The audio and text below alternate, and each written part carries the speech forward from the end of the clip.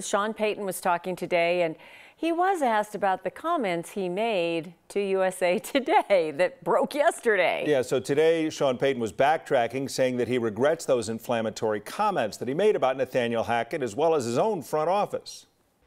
I had one of those moments where I still had my Fox hat on and not my coaching hat on. And you know, I said this to the team in the meeting yesterday. We've had a great offseason relative to that, you know, and I've been preaching that message, and here I am, the veteran, you know, stepping in it. And, you know, it was a learning experience for me. It was a mistake, obviously. I needed a little bit more filter. You know, there's a pound of flesh for these guys, and as a coach, you stick up for them. And after a while, you know, we're past that season last year, and you know, I said what I said, and obviously I needed a little bit more restraint, and I regret that. I just had one of those moments. Jared's a good friend, real good at his job, and 2 lattes in the morning, first one I see, and 40 minutes later I'm regretting it. So I have a couple of thoughts on this. One thing that he did was say exactly what he felt. And right. It's hard to criticize someone for being honest. And what right. he said about the last year's team was probably 100% what he felt. Right. 2, I was very impressed that he owned it. Yeah. He didn't blame anyone or get mad at anyone for asking about it. Didn't say they twisted my words. Yeah. He knew it was coming. And 3, I think, you know, he said he talked about it with his team because he's asked them not to do it. And they've been good about it this year. They have really buttoned things up, and they've been under orders to do so. And he said, yeah, I screwed up to them, too. It was all, yeah. And talked about the worry of 2 lattes. Yeah, well, there's that, of course. That's what happens. You know, you get into that second latte, and you never know. The 9 Sports team is all over things at Broncos training camp. Scotty Gaines and our Broncos insider Mike-Klis are there. And, guys, the coach did show some humility today with that ownership, but also clearing the air with his players. Absolutely, Tom. That's right. You know, I think today can be summed up by one word. It was actually on the chest of Sean Payton. Uncommon. It's uncommon to hammer 2 lattes in the morning, Mike, to start. Yeah. And it's also uncommon for an NFL head coach to bash people like he did in that outburst. Yeah, he did. And I think after thinking about it, you know, he regretted bashing. You know, the coaches are like their own fraternity. It is a high-pressure job. They get fired every year. As you're moving up the ranks as a coach, you move from city to city. You're moving your family. People don't realize how many times you got to shut off the electricity and turn it back on.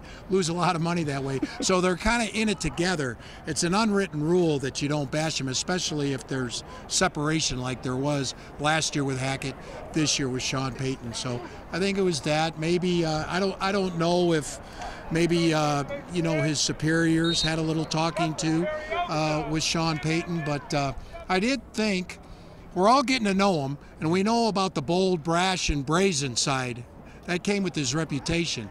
Today we saw a more human, contrite Sean Payton, and frankly, I was a little surprised and pleasantly surprised. Me too. You know, it's such a quiet guy, and even though he did apologize like he did today, he said he regretted it. It may not mean he did not mean what he said, right, in talking about last year's coaches, but mainly about, hey, I will be furious if this team doesn't make the playoffs, and speaking that Russ still has some gas in the tank, Mike. Yeah, by the way, all the fans on social media and my neighbor Tim and everybody else I talked to. His neighbor Tim.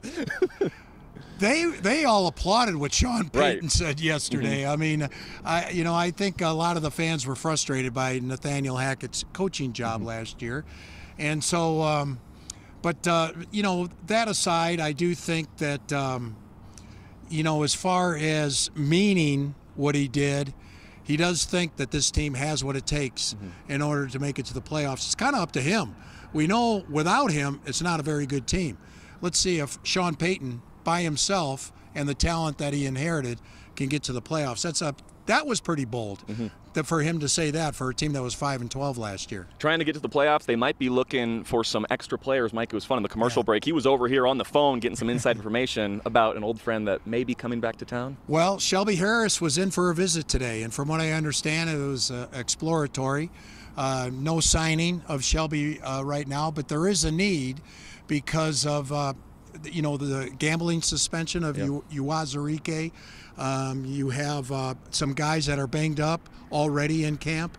And so Shelby Harris would make sense to bring him back. Still a pretty good player. He's getting up there, I think 31, 32 years old. But I think he's got one more year in him. Shelby's always a fun guy. Maybe that fire from Sean Payton makes him say, I think I want to go to Denver. Hey, Mike-Klis, Scotty Gange, guys, back to you. Already exciting, just day 3 of Broncos training camp. Got a call from upstairs. They want to know if your neighbor Tim is going on the payroll. Is he going to be a Broncos insider too, Mike? Are we going to add him to the list?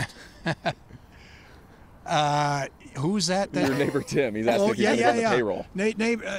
Yeah, I'll ask him. I'll ask him if he's free. He was busy walking the dog yesterday and giving me. I was on the front porch. I think that's the only way we'd hire him if he was free.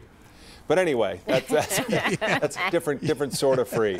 All right, we'll see you guys coming up a little bit later. Thanks for the update from Bronco training camp.